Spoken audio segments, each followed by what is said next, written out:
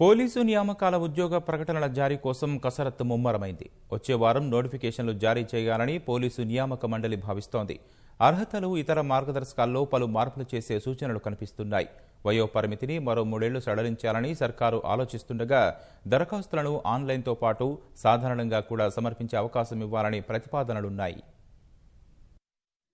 రాష్ట్రంలో పోలీసు ఉద్యోగాల నియామకాల ప్రకటనలు వచ్చే వారం విడుదల కానున్నాయి. పోలీస్ శాఖలోని వివిధ విభాగాల్లో 15,000, జైళ్లు, ఎస్పీఎఫ్, అగ్నిమాపక శాఖ, ఆర్టీసీలో మరో 3,000 ఎస్ఐ, కానిస్టేబుళ్ల నియామకాలు చేపట్టనున్నారు. ఈ ఏడాది నియామక ప్రక్రియలో పలు కీలక మార్పులు చేసే ప్రతిపాదనలు ఉన్నాయి. ముఖ్యంగా వయో పరిమితిని మరో 3 ఏళ్లు సడలించాలని ప్రభుత్వం ఆలోచిస్తోంది. 3 ఏళ్లు సడలిస్తూ 2015లో ఉత్తర్వులు జారీ చేశారు. దీంతో ప్రస్తుతం ఎస్ఐ ఉద్యోగాలకు 28 ఏళ్లు, కానిస్టేబుళ్లకు 30 ఏళ్ల గరిష్ట వయో పరిమితి ఉంది.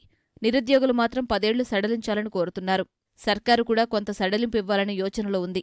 దేహదారుఢ్యానికి సంబంధించిన ఉద్యోగాలు కాబట్టి 10 ఏళ్లు కుదరదని, మరో 3 ఏళ్ల వరకు అయితే పర్వాలేదని పోలీస్ శాఖ ప్రభుత్వానికి చెప్పినట్లు తెలుస్తోంది. దీనిపై సర్కారు త్వరలో నిర్ణయం తీసుకునుంది. 5 కిలోమీటర్ల పరుగు పరీక్షను గత నియామక ప్రక్రియలోనే తొలగించారు.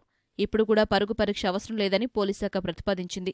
2015 నియామక ప్రక్రియలో దరఖాస్తుల ప్రక్రియ అంతా ఆన్లైన్లో నిర్వహించారు. అయితే ఈ ఏడాది సాధారణ పద్ధతిలో కూడా దరఖాస్తులు చేసుకునే వెసులుబాటు ఇవ్వాలని పోలీస్ శాఖ ప్రతిపాదించినట్లు తెలుస్తోంది. ఈ ప్రతిపాదనలపై ప్రభుత్వం త్వరలో నిర్ణయాలు తీసుకుని ఉత్తర్వులు జారీ చేయనుంది. మార్గదర్శకాలు ఖరారు చేస్తూ ప్రభుత్వం ఉత్తర్వులు ఇవ్వగానే నియామక ప్రకటనలు జారీ చేసేందుకు పోలీస్ నియామక మండలి సిద్ధమవుతోంది.